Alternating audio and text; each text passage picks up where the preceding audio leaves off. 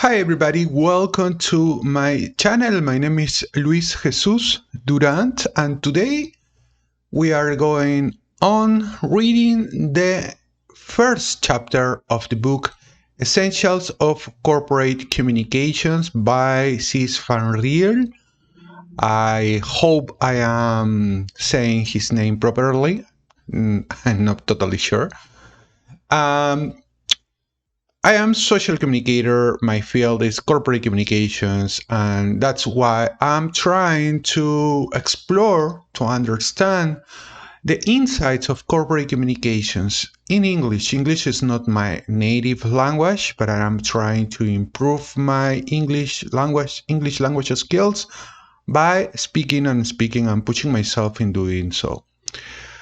It's not the focus of this kind of video, but you should speak another language because it is going to give you the opportunity to understand other people's mindsets and other point of view around you. So,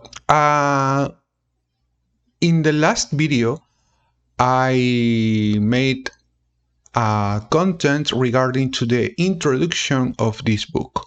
So today, in this moment, I'm going to read the first chapter properly of the book Essentials of Corporate Communications, and I hope you will understand if I have any mistake while trying to pronounce the words properly. Okay, so let's get started. I have my cup of tea here. Let's do it. Speak out. Let us have some variation on the theme. Speak freely, clear. Not thoughts you think we like to hear, but thoughts that sear and form and grow to change. Change out cluttered, cramped ideas. Speak out. For that is why you are here, egal wohin.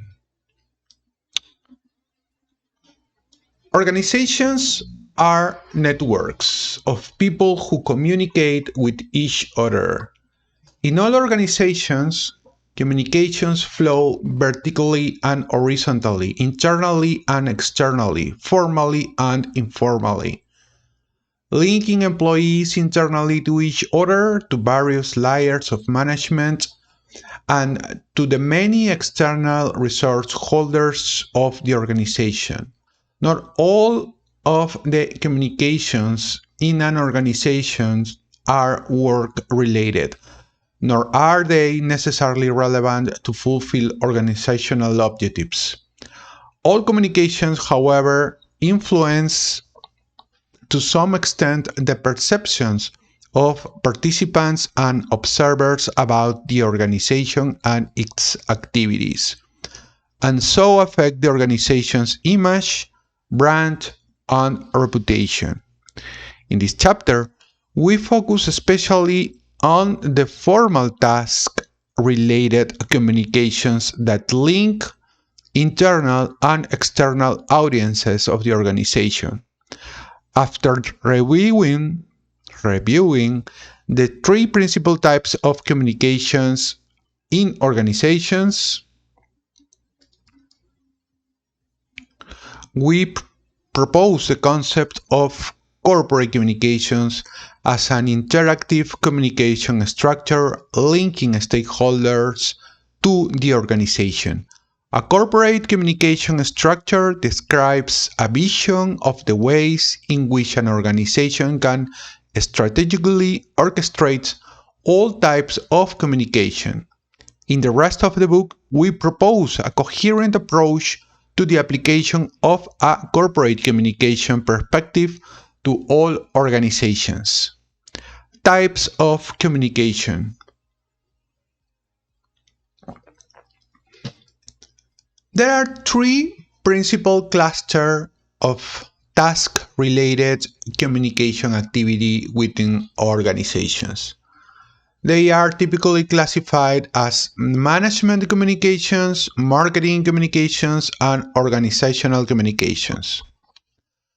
The most strategic cluster is management communications, the communications that take place between the management level of the organization and its internal and external audiences.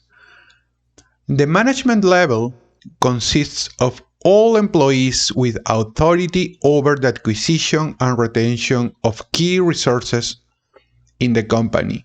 In other words, it includes not only senior management but also various levels of business unit and department managers within the organization.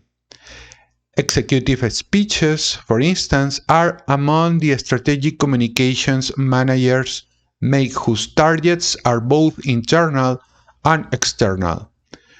When senior managers speak at conferences or when they lobby legislators about topics of interest, they are clearly presenting a personalized view of the organization to powerful constituencies and so influencing the public debate about those issues as well as contributing to building an image and reputation for the organization. To support management communications, organizations rely heavily on specialists in the areas of marketing communications and organizational communications. Marketing communications get the bulk of the budgets in the most of organizations and consist of product advertising, direct mail, personal selling, and sponsorship activities.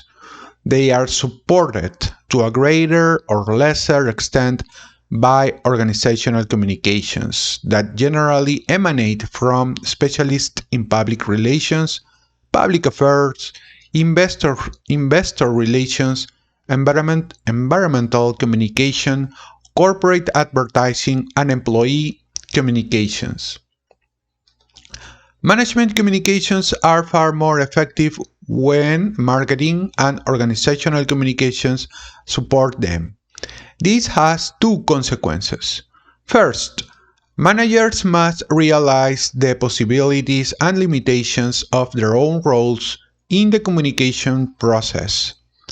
Second, specialists in all areas of communication must understand how to support management in their communications.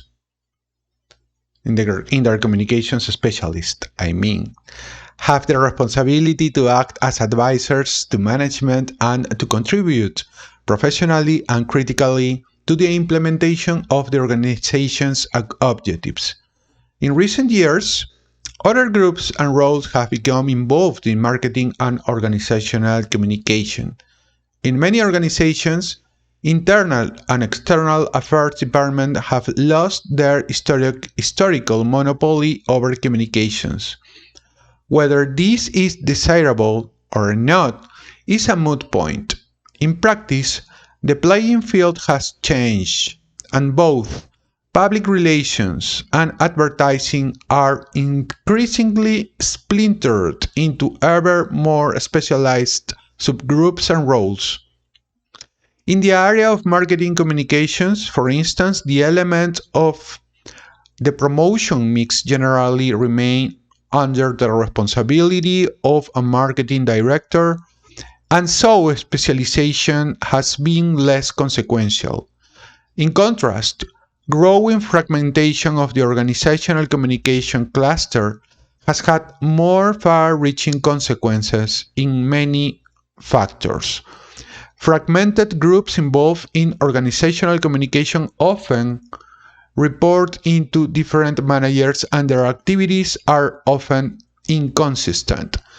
Additionally, seldom are organizational communications linked directly to outcome measures such as exposure, brand equity, or sales increases, making turf wars between groups difficult to arbitrate. Management communications. Managers fulfill their functions in organizations. Management is often described as accomplishing work through other people. Typically, this includes functions such as planning, organizing, coordinating, and controlling. Management is only possible when the consent of those being managed. In other words, it's difficult to manage anyone who doesn't want to be managed.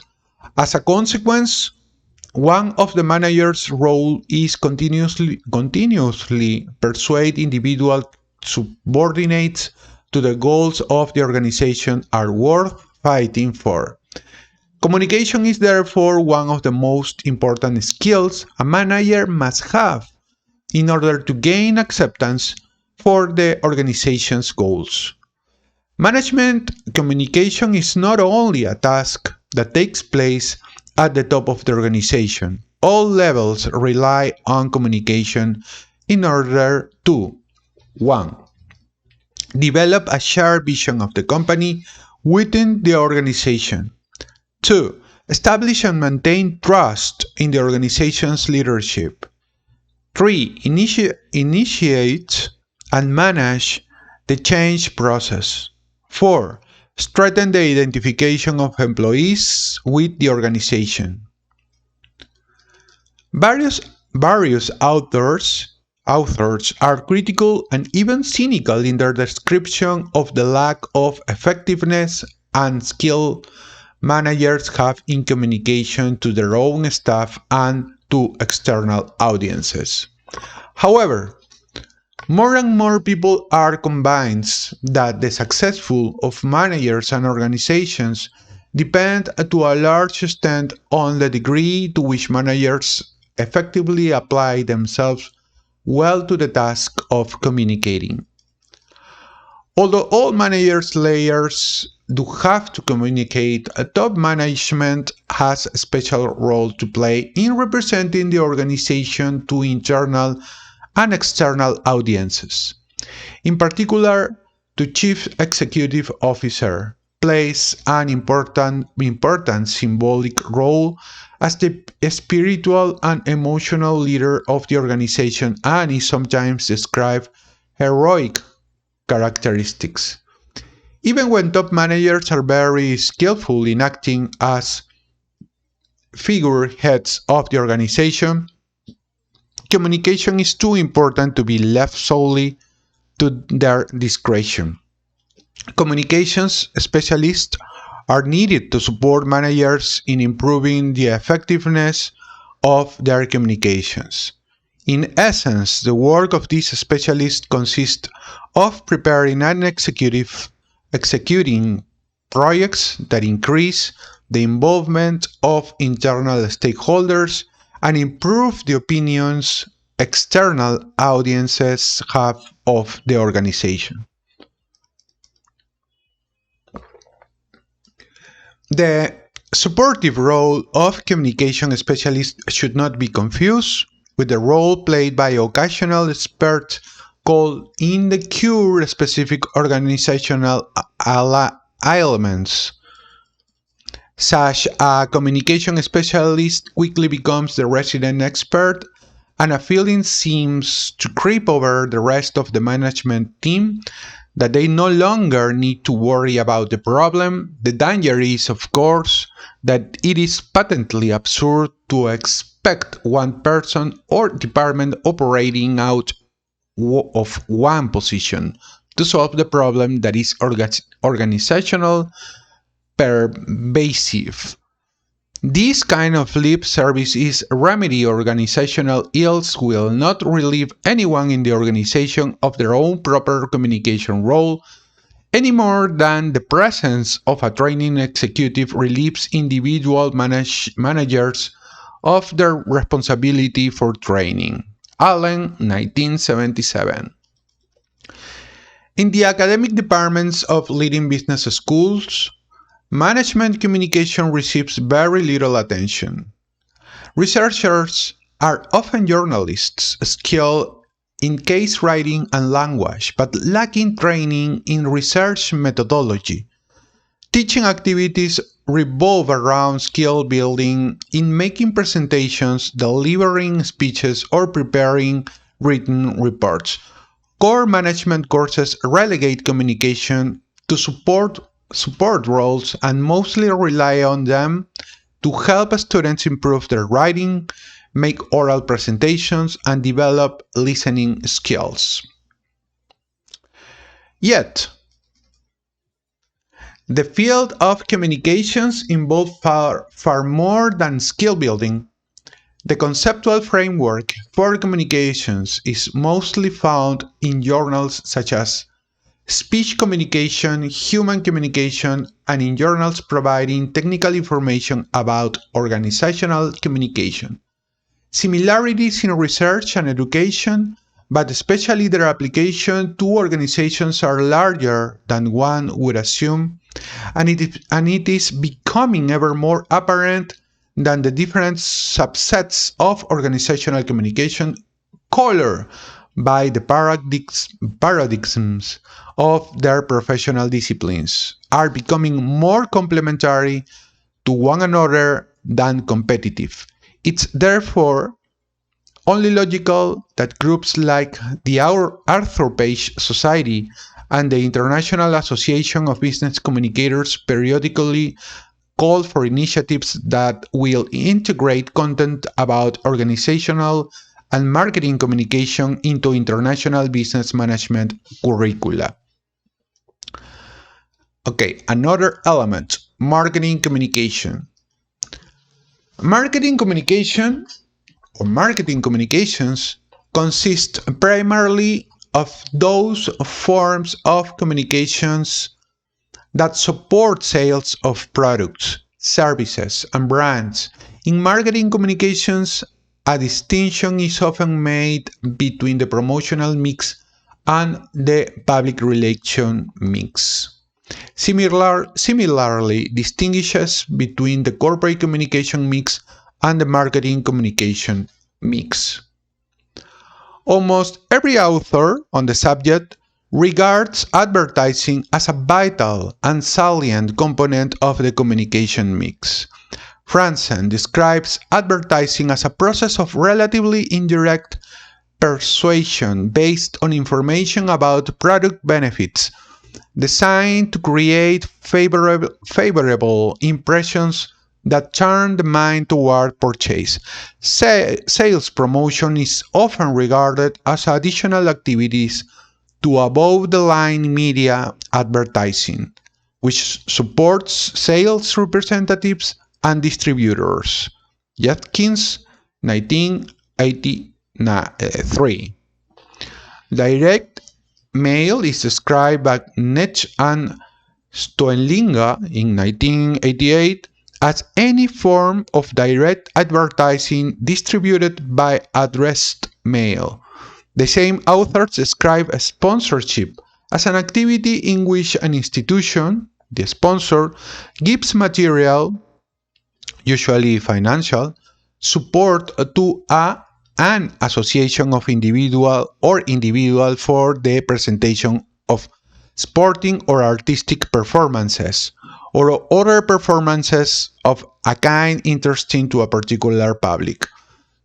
Be the organizers of a cultural or sporting event in exchange as a minimum for mention of its brand name. Within the promotional mix, the greatest share of the budget goes to personal selling and sales management. Its distinguishing feature is the direct personal contact that takes place between the seller and the prospective buyer, which tend to facilitate responsiveness to the needs of the individual client.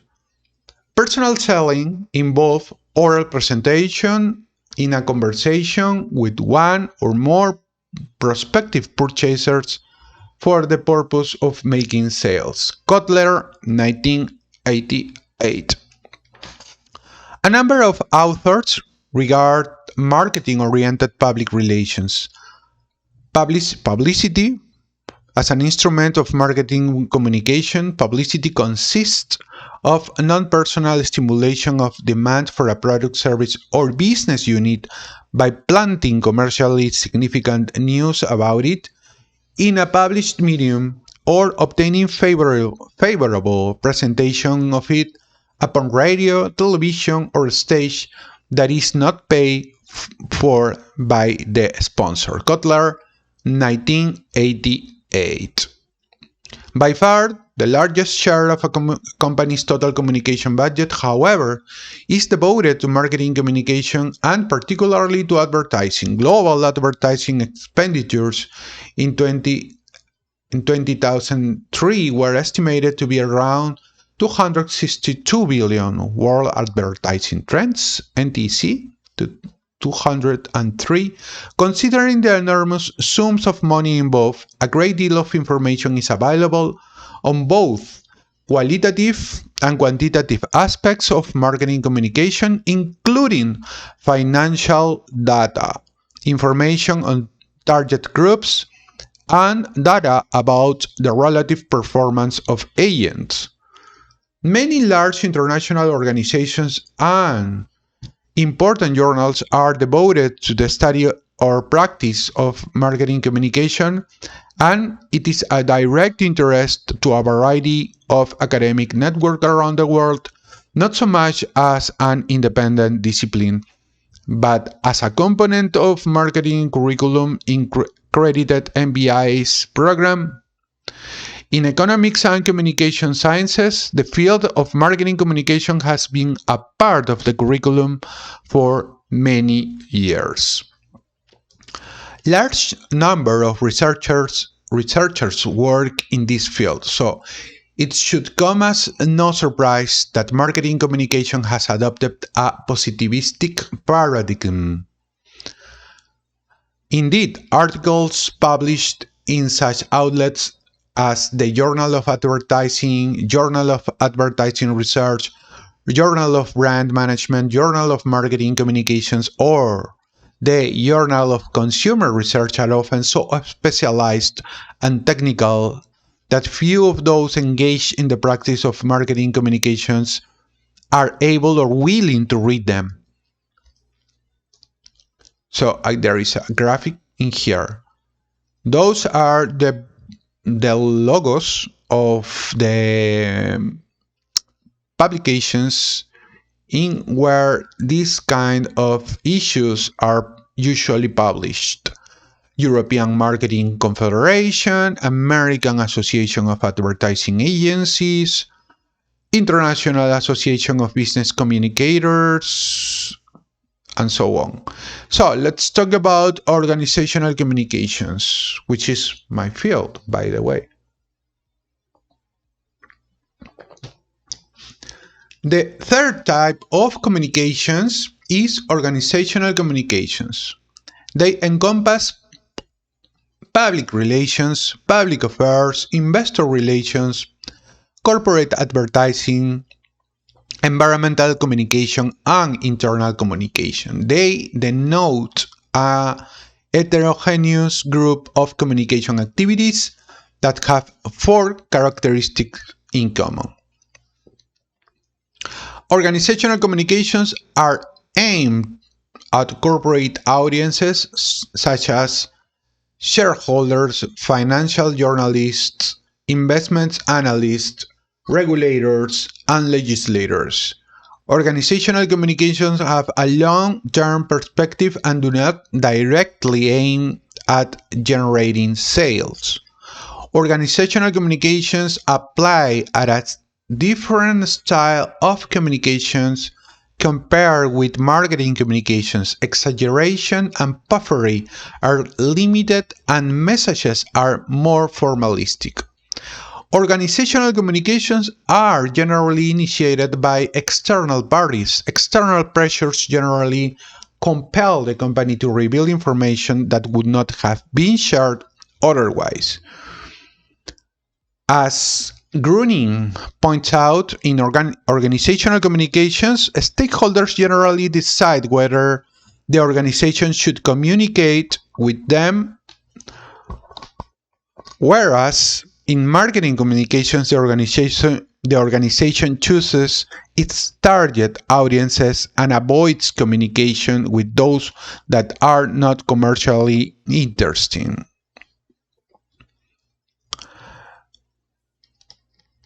Okay, companies differ greatly in the ways in which organizational communications are incorporated into the organizational structures. In many companies, most specialized organizational communications are governed by the External Affairs Department. But many organizational communications are also developed outside the External Affairs Department.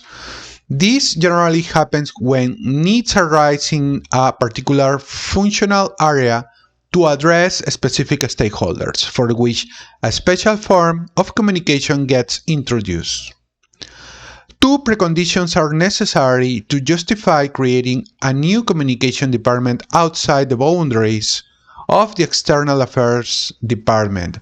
First, the particular corporate audience should be strategically important to the organization. Second, knowledge creation should be important.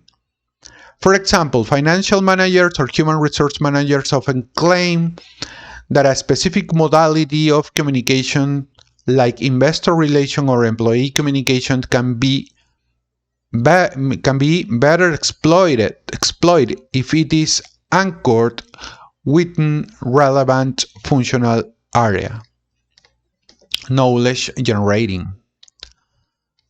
In contrast to the state of affairs in marketing communication, however, we lack hard data about organizational communications. Budget for organizational communications are not as clearly identified as those of marketing communications. It's often difficult to uncover what sponsorship funds and donations are spent on, nor are the results, success and failures easily explained. There are many national and international associations for professional communicators. They include the International Association of Business Communicators, International Association for Public Relations, and American Association for Investor Relations. Most of these associations tend to focus on one aspect of organizational communications and do not provide an integrated view of the field. In 1999, we created the Reputation Institute to foster synergy across related disciplines of communication and reputation. The RI is an alliance network of academics and practitioners interested in advancing knowledge about corporate communications and reputation management. The RI hosts an annual, I'm gonna plug in the computer because the battery is low. I'm sorry. Okay, now it's working. Okay. Again. There are many national and international associations for professional communicators. They include the International Association of Business Communicators, International Association for Public Relations, and American Association for Investor Relations. Most of these associations tend to focus on one aspect of organizational communications and do not provide an integrated view of the field. In 1999, we created the Reputation Institute, RI, to foster synergy across related special disciplines of communication and practitioners interested in advancing knowledge about corporate communication and reputation management. The RI hosts an annual scientific and practitioner conference as well as periodic forums internationally. The RI also publishes the quarterly corporate reputation review and is involved in developing theoretical frameworks, standardized measurements instruments, and applied work methods to upgrade the field. Today, the most influential journals in the field of corporate communications are Corporate Reputation Review, Journal of Public Relations Research, Journal of Business Communication, and Management Communication Quarterly. Important articles also appear regularly in more general management journals such as Academy of Management Journal, Academy of Management Review, Strategic Management Journal, Long Range Planning, Journal of Business Strategy, and Sloan Management Review. And here is the logo of Reputation Institute. The corporate communication perspective. We are still reading, please remember, we are still reading the first chapter of Essential of Corporate Communications. The first chapter is called What is Communications? And I am trying to read all the chapter for you to know what is it about, what are the main insights of this chapter, which is is literally the first part of the book. So, please, excusez-moi, I'm sorry my English maybe is not as good as I would like it to be, but I hope you understand my beautiful reading and my lovely intonation, almost British. Okay, let's continue. Corporate communications. The corporate communications perspective. Corporate communications encompasses marketing communications, organizational communications, and management communications. By corporate communications, we mean a coherent approach to the development of communications in organizations, one that communication specialists can adopt to streamline their own communications activities by working from a centrally coordinated strategic framework. Corporate communications adopt a corporate point of view, derived from the Latin corpus, meaning body, and the whole. It invites communication specialists to focus first and foremost on the problems of the organization as a whole. Corporate communication therefore addresses the fulfillment of organizational objectives. Developing a corporate communication perspective does not require establishing a new function in organizations. Rather, it invites bringing down the traditional Chinese walls that exist in most organizations between segmented communication functions. Since 1980s, the perspective of corporate communications has found a receptive ear at senior levels and among communication specialists. In the Netherlands, for instance, early proponents of corporate communications were inspired by consulting firms. They found an appreciative audience in large companies and large government institutions.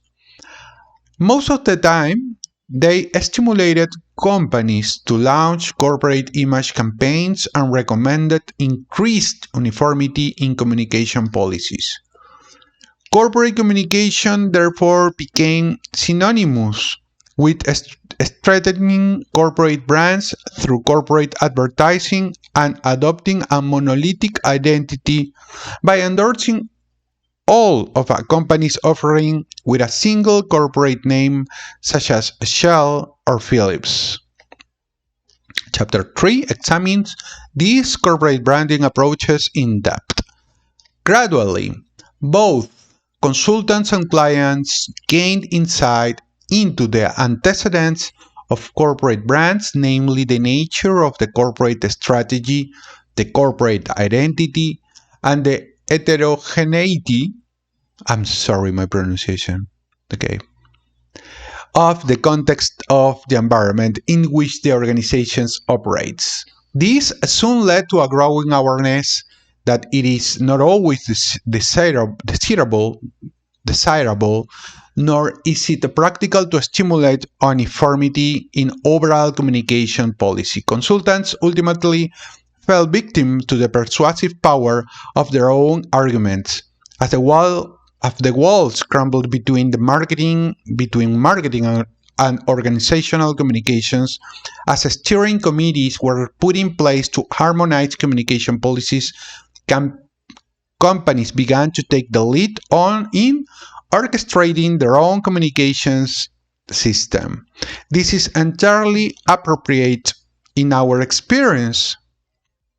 The activities involved in carrying out corporate communications should be vested in an ensemble of on-site specialists, not in outside agencies or consultancies. Key tasks of corporate communications.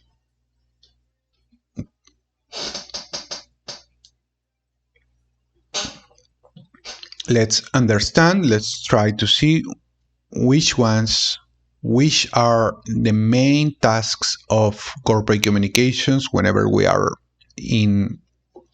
working in an organization, or maybe we are working as a consultant. Corporate communications require an emphasis not only on external image improvements, but on internally directed activities aptly described by Lusquere, 1993, as creating a diagnostic and alteration capability to stimulate all employees to work together to support the company's overall objectives, rather than merely focusing on the functional tasks. The responsibilities of corporate communication are therefore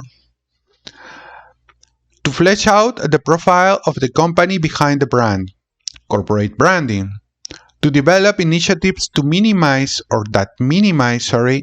discrepancies between the company's desired identity and brand features, to indicate who should perform which tasks in the field of communication, to formulate and execute effective procedures in order to facilitate decision-making about matters concerning communication, to mobilize internal and external support behind corporate objectives. The holistic perspective of corporate communications make it an area that can be meaningfully positioned within the interdisciplinary research and educational field of management. As we pointed out in the previous section, for decades, training in business administration has given short shrift to communication topics and addressed them under multiple names and with varying content. The differences we have observed lie mainly in the emphasis placed on skill building versus theory development. Skills are necessary to successfully execute communication tasks, but business education in communications overemphasizes skills at the expense of research and theory. Holistic versus specialist training. Specialist perspectives are overemphasized in communication research, fostering fragmentation of the field and a lack of coherence, thereby contributing to further fragmentation of functions in organizations. In our view, academic department addressing corporate communication should be holistic rather than specialized, and oriented to theory building and testing rather than to skill building. Some examples drawn from many studies of the communication area should illuminate this point. One of the first was Johansson, 1971, a study of the link between company image and product image. Birkicht and Standler released an influential analysis of the relationship between identity and image. These authors had a considerable impact not only in the Netherlands but in their native German-speaking regions. Their publications have been valuable resources for scholars in Germany and Switzerland, particularly with regard to establishing a link between corporate strategy and corporate communication. French researchers such as Ramanasoa, Reiter, and Kapferer, as well as Italian researchers such as Gagliardi, had also significant impact on the development of the field of corporate communications. Other international academics have intentionally or unintentionally influenced our understanding of corporate communications. They include Selznick, Kennedy, Dowling, Arbrat, discussion of image measurements, Higgins and Differenbach, Sobol, and Farrelly's work on the same effects of corporate strategy disclosure, and Fobrum and Chandler's analysis of the antecedents of corporate reputation. Poyes, Verhalen, Pruin, Scholten contributed valuable research describing how images form. In the Netherlands, Van Recom proposed a paradigmatic method for establishing the identity of a company through a laddering means and analysis. Van Riel measured communication effects on employee identification with the organization.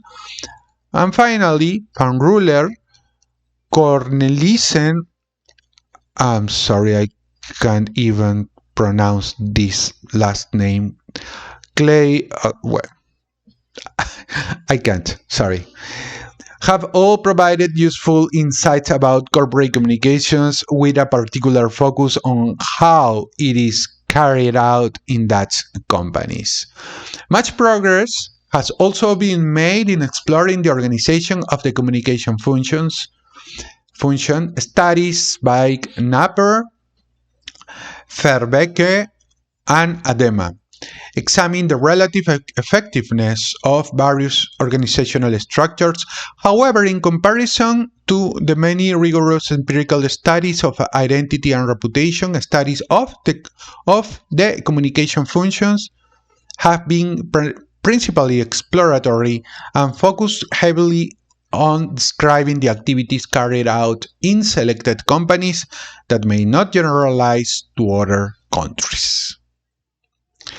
Corporate communication and related concepts. Let's read some concepts regarding to corporate communications in order to understand this important phenomenon. The following definition, formulated by Jackson, was among the first to appear in international literature. Corporate communication is the total communication activity generated by a company to achieve its planned objectives.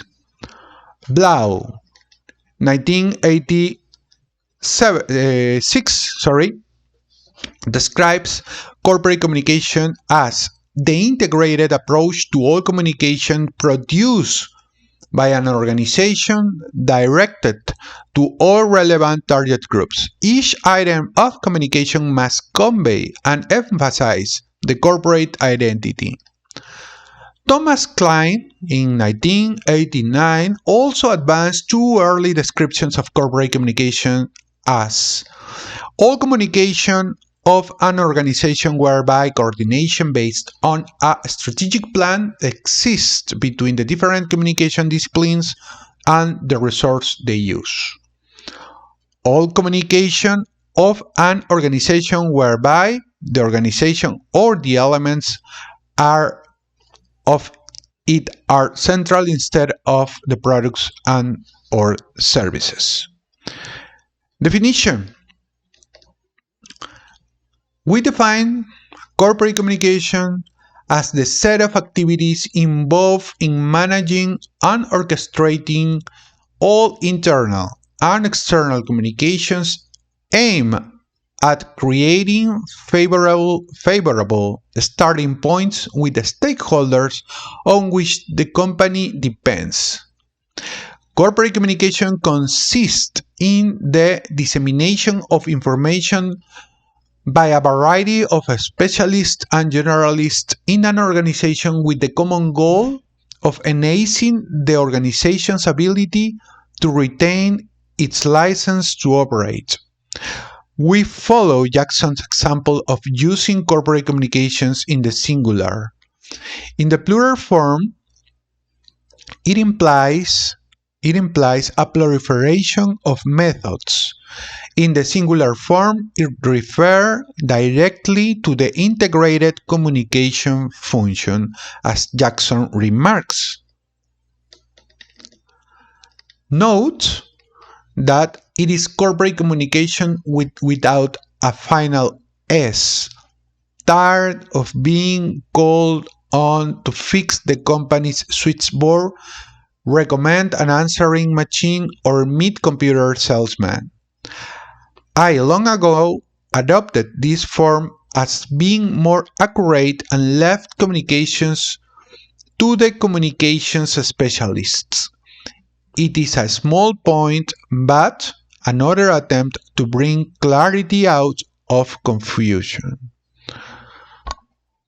Well, that's a good analysis because I usually write corporate communications instead of corporate communication.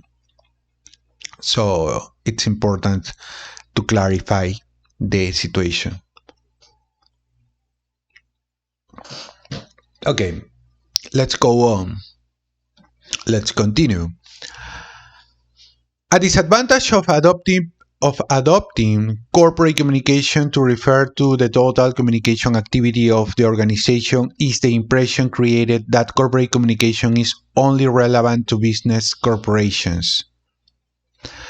As with terms such as corporate culture and corporate strategy, the use of the word corporate in corporate communication should not be taken as the adjective corresponding to corporation. Rather, it should be interpreted in relation to the Latin word corpus, meaning body, or in a more figurative sense relating to the whole. Ideas about corporate communication are relevant to both private and public companies, to businesses, and to not-for-profit organizations because they operate in competitive environment. Businesses have been aware for some time of the value of developing attractive images.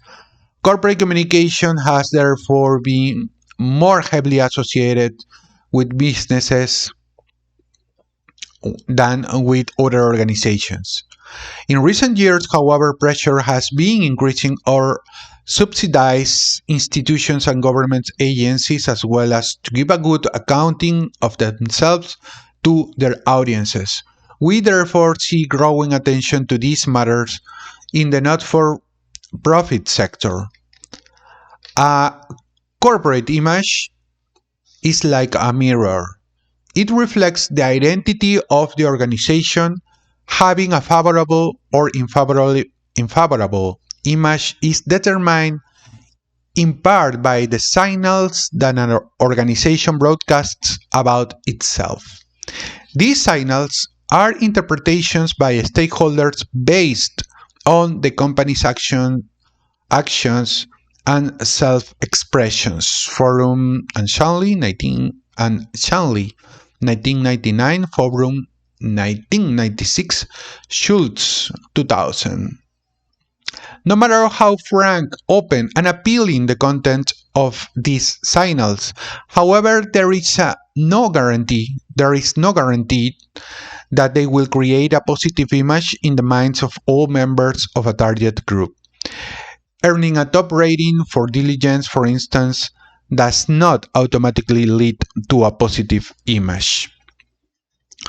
Various other factors also influence the image an organization develops, including the conduct of employees and managers, the dissemination of rumors, and most of all the rational and seemingly irrational ways in which members of a targeted groups interpret the signals they receive. As Bauer points out, the public often turns out to be far more obstinate in its views than managers expect.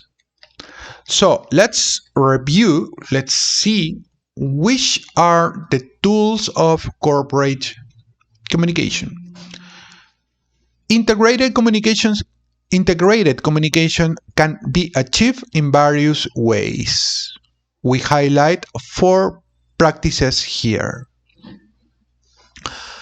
First, application of visual identity systems, sometimes referred to as house style. Use of integrated communications, reliance on coordinating teams, adoption of centralized planning systems. These 4 mechanisms are tools of expressions. Insofar as organizational expressions and integrative communications rely on common starting points that express the organization's distinctive identity, brand, and strategy, they will be instrumental in generating identification by stakeholders and so in building the reputation of the organization. As we emphasize throughout this book, coordination and integration are the hallmarks of an effective system for corporate communications. Visual identity systems. Organizations express themselves through their communications. Visual communications are an important tool for integrating communications across the organization. As early as the turn of the 20th century, industrial design specialists began emphasizing the application of consistent themes on products and services through the use of common names, trademarked graphics, and logos. The Nike swoosh sounds, the Harley-Davidson engine, the Steinway piano, and even smells like Chanel.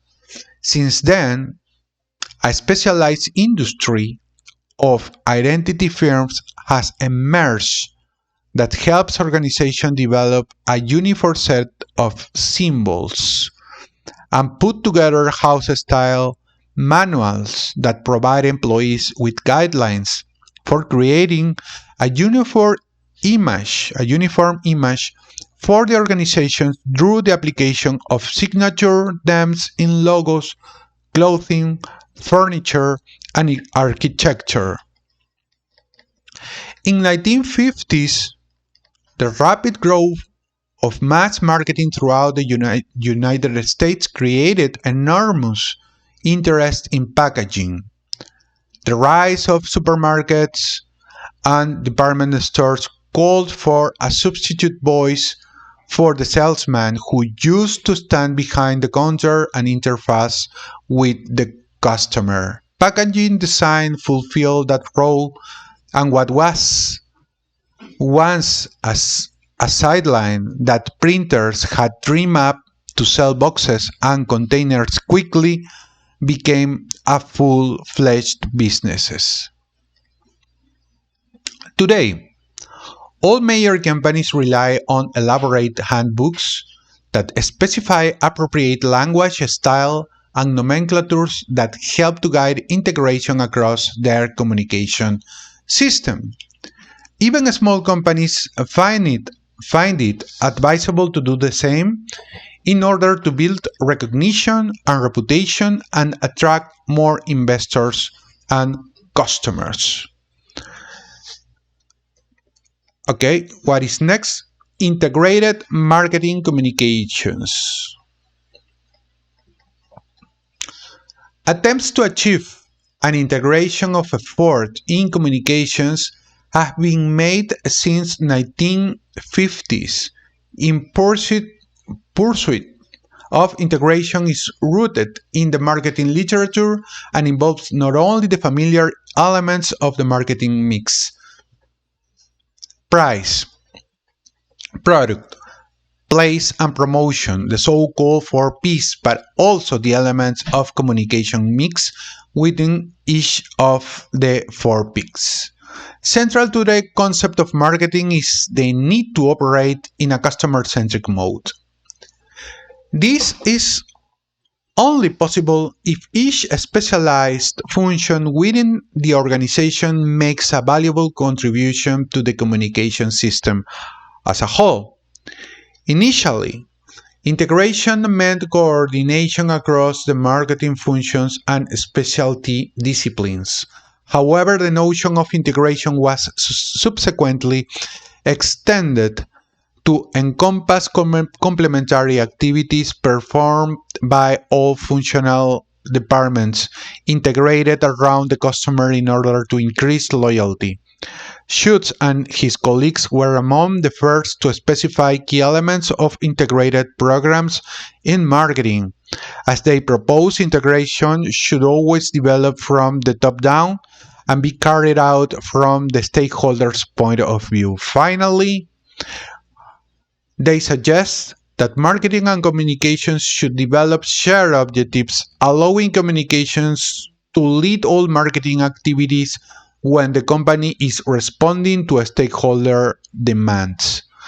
Although integration was initially understood as a call for uniformity, the need to become one, it was quickly softened to a requirement that brand messages be consistent and free of internal contradiction. Consistency could result only if all communication instruments were fine-tuned to each other during preparation planning.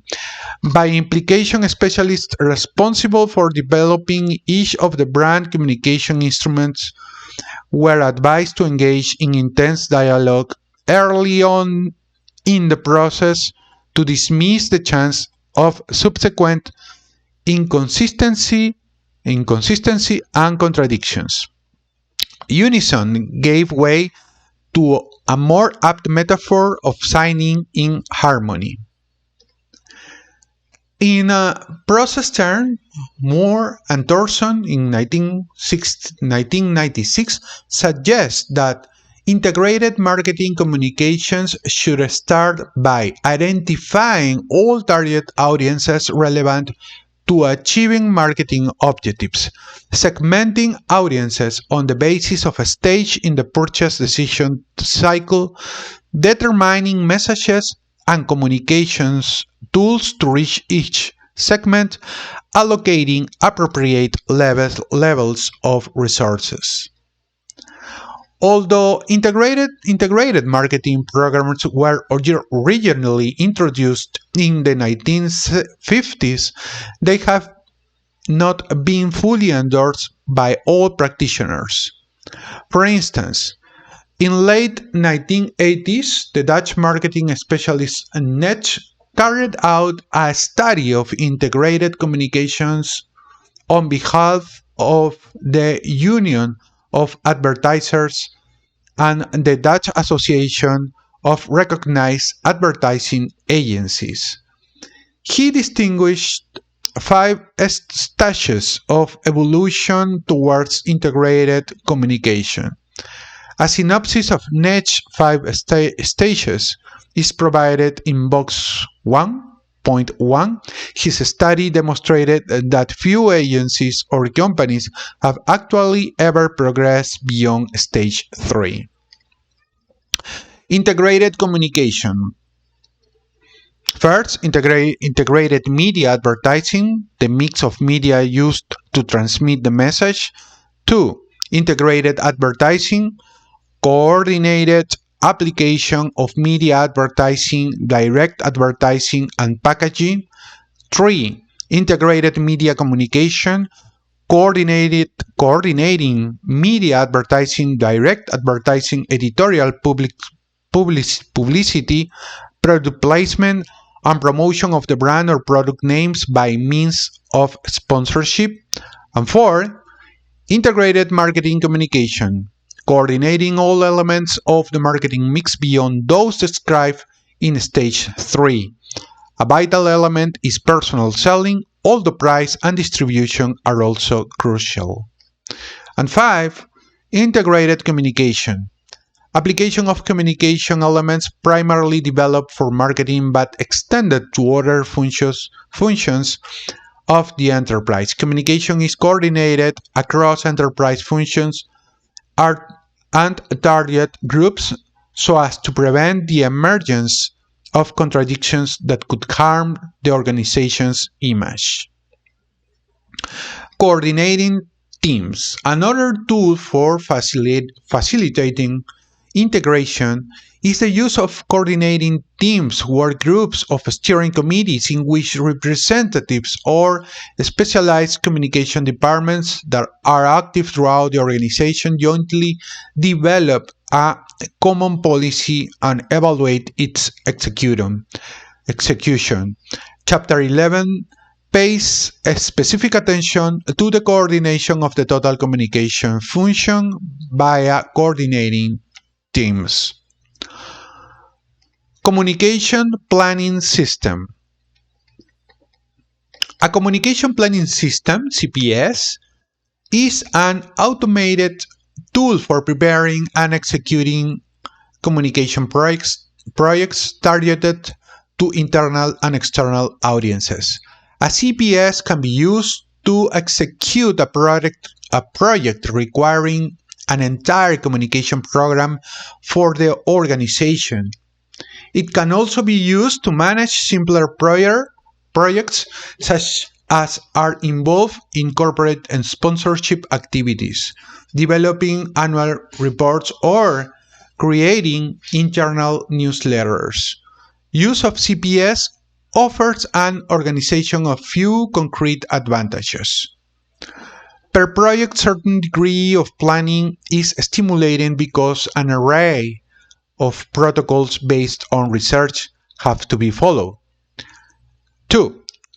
It is possible to manage and control at a general level because one can force employees to absorb certain information such as the common starting points, budgetary constrictions, time limit, etc.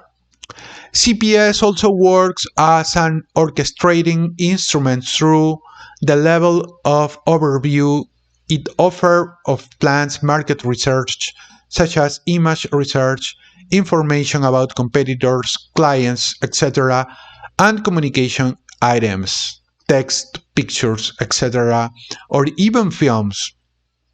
The overview that this offers of all the possibilities has an implicit character. By being aware of all the efforts that are taken by the different communication functionaries, one makes sure there is a minimum of repetition or conflicting messages. 4. CPS functions as a form of knowledge base that retains knowledge even after employees depart. 5. CPS offers efficiency advantages, for example, by delivering standard structures of reports that can be used in various situations. When is corporate communication successful?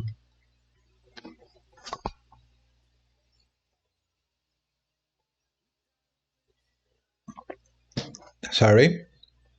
Let's continue with the reading. Please remember that English is not my native language, so whenever you read a lot, maybe you have to, your tongue is a little bit tired.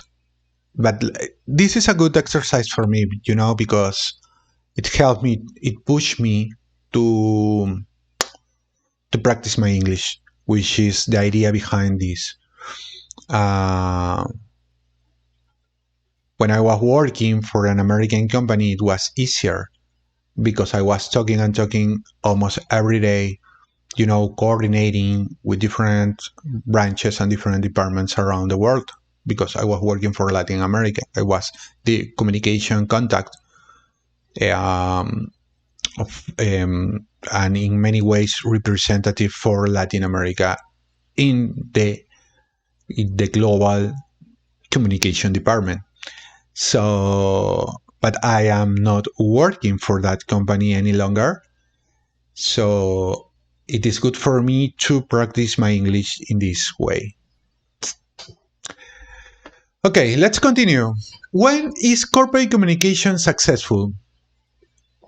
Organizations spend large sums of money on communicating with their stakeholders. Companies like Microsoft, Shell, or Daimler Chrysler are among the major corporate advertisers in the world, but are also very active in all areas of communication. In figure 1.3 shows a Microsoft advertisement that highlights the company's commitment to education. It is supported by multiple communications, donations, and events supporting the education theme that the company favors. The theme is manifested in the company's widely promoted corporate campaign, Your Potential, Our Passion. In contrast, some companies are large corporate advertisers but are less active in other communication domains. For instance, hotel groups like Mandarin Oriental or Accor advertise a great deal but do little else. Similarly, with airlines, utilities, and many consumer goods companies, among non-governmental organizations.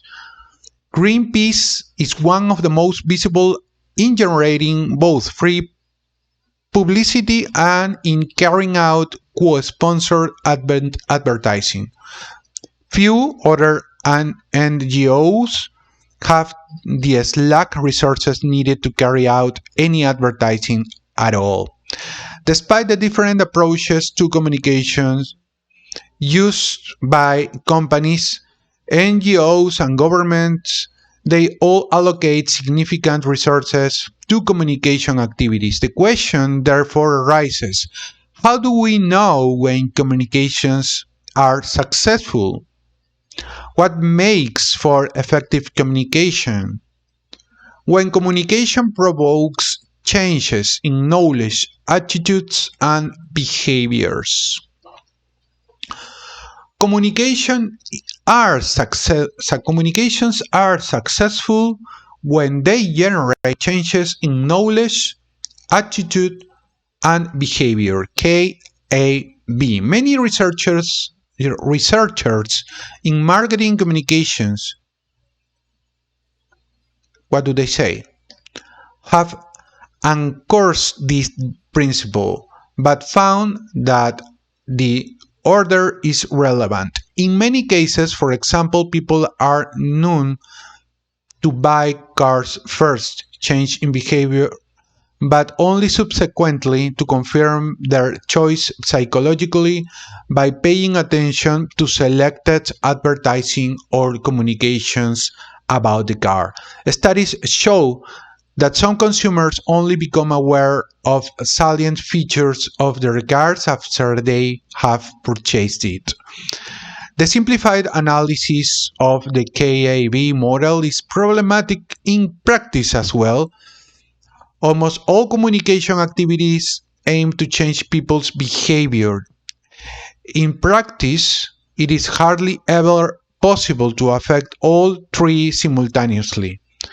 Generating a change in knowledge implies an entirely different communication approach than aiming at changes in attitude or behavior. In our experience, many communication activities fail when companies try to do all three at once. We will discuss this topic at greater length in Chapter 8. When communications are honest and symmetrical. Gruning in 1992 proposed a two-dimensional framework from which he distinguished four perspectives on communication. In one axis, an organization chooses whether to engage in a one-way or two-way information exchange with its stakeholder. On the other axis, the organization decides whether it is separated to reveal the complete truth about its operation and objectives, or to be only partial truthful. The four perspectives on communication are summarized in figure 1.4. Entirely true. Okay, there are some elements here. Entirely true, to complete true, no essential, in one axe. In the other one, there is one-way communication, two-way communication. Entirely true, one-way communication is public information. Entirely true, with the two-way communications gives two-way symmetrical communication. Complete true, not essential, along with one-way communication in the order X. Press agentry communication, which is propaganda, and the combination of complete truth, not essential, with two-way communication is two-way asymmetrical communication. Okay. In Groening's view, press agentry or propaganda is the least desirable form of communication because it involves a one-way flow of communication where the organization is less than truthful about its activities and justifies its deception on the basis of lofty goals. Propaganda often results, for instance, when a company communicates about externalities in its production processes. Managers avoid revealing the complete effects of the company's operations on communities and the environment, and often also resist efforts to establish a dialogue about it with constituencies. The second model, public information, also involves a one-way flow of communication, but one in which the organization attempts to communicate the truth. Instructions given to employees about safety and health procedures in companies are a typical example of this type of communication. The third model involves two-way asymmetric communication. Communication is imperfect because although the organization is revealing accurate information, the organization does not invite much dialogue. This occurs, for instance, when companies use scientific evidence to convey information to audiences. Recent advertisements by pharmaceutical organizations touting the health benefits of their drugs are a case in point. Audiences are not expected to raise refuting arguments that could change the message. The fourth model describes Groening's ideal type of communication. It involves a company in two-way asymmetric communication. Under this model, both parties are open and truthful about each other's point of view and exchange information with reciprocal respect so as to arrive at a common understanding of the situation. Groening's model encourages organizations to think carefully about their intentions in communicating with a target group. When communications are accountable and adopt measurable success criteria. Success of corporate communication results when companies demonstrate their accountability on three levels: overall accountability, specialist accountability, and coordinated accountability. Corporate accountability involves demonstrating the effects of corporate communication on building a favorable reputation for the entire organization. It allows the communication structure to reinforce authenticity and consistency across all functional management areas. A precondition for corporate accountability is being part of the dominant coalition and systematically illustrating the added value of corporate communication for the company. Having a quantitative information about the organization's reputation demonstrates overall accountability. Specialist accountability involves creating protocols describing both the procedures applied and the success criteria used at the functional level. Use of specialist scorecards to gauge their success in delivering quantitative and qualitative results with targeted audiences helps spur overall success of corporate communications. Finally, companies want to demonstrate accountability around coordination of their activities. Coordination results when all communication specialists draw on the same core elements to implement their specialized communications. It involves ensuring that the organization's communications policies are derived from the core strategy, identity, brand, as I-B triangle described as the introduction in this book. Managers who rely on the SIB triangle to develop a set of common starting points that are the basis for creating functional communication plans can help create coordinated accountability.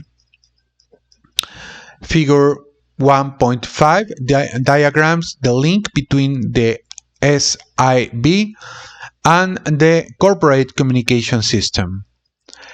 Starting points are specific to a company and should be developed jointly by all specialists in communications, not dictated by senior managers from a corporate head office. Starting points provide a sound basis for carrying out communication policy objectives, even with individual specialized areas of communication.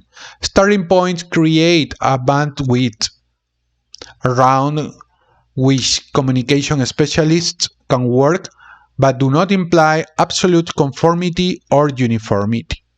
Another way to put it is that starting point act as guidelines for all the organization's communication. They clarify the priorities inherent in communication policy and accountability system. To work effectively with common starting points, we recommend paying attention to two sets of consideration. 1.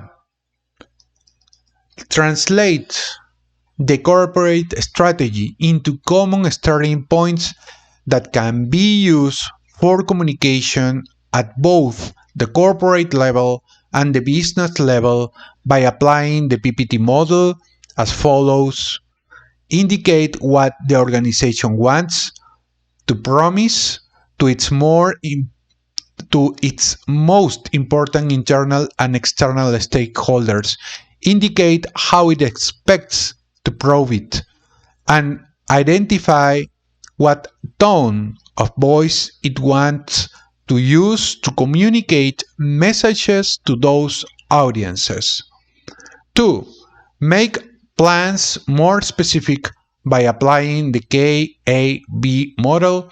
Specify what the organization wants target groups to know, knowledge, to feel, attitude, and to do, behavior, both with respect to the entire company and with respect to the individual business unit.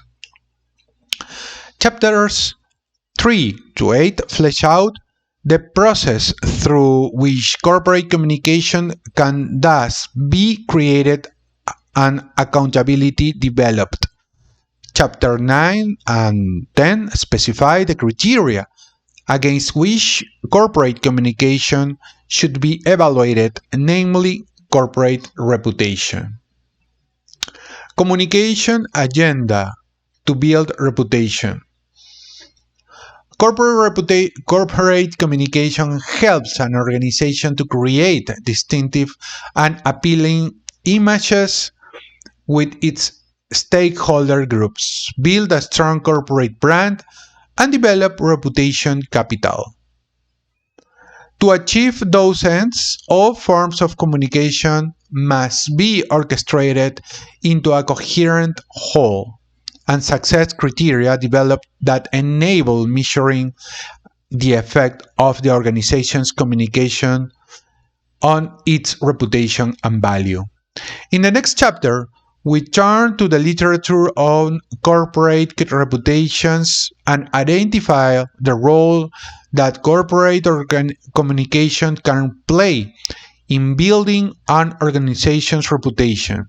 In particular, we suggest that reputation is the most meaningful outcome through which we can evaluate the successful development of a corporate communication system. Reputation, therefore, belongs to the top of the corporate communication agenda.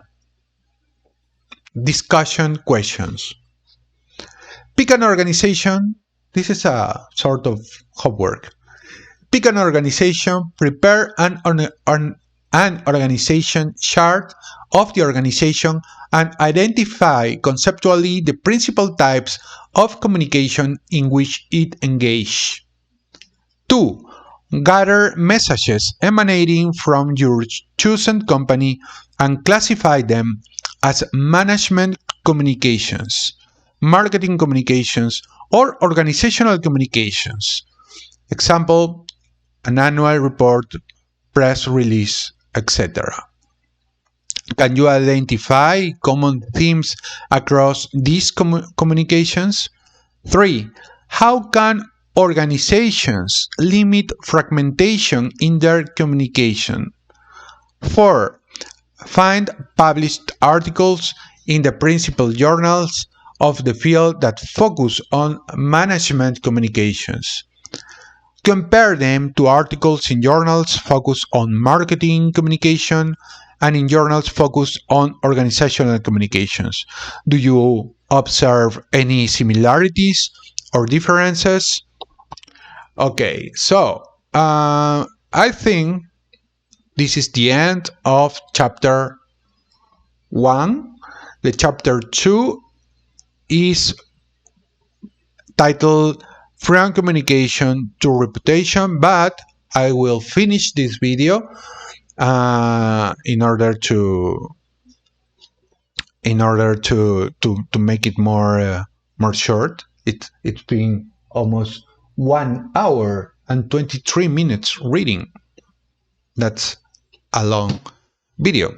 Okay, thank you very much. I hope you understand my English, you understood my English. I think it's a good way to practice my English, to push myself to practice my English by giving you some important information regarding to the world of corporate communications. In this case, talking about or reading the book Essentials of Corporate Communication by Cees van Riel. So let's see you in the next video with the chapter 2, From Communication to Reputation. Please like this video, thumbs up, give me a comment, and see you in the next one.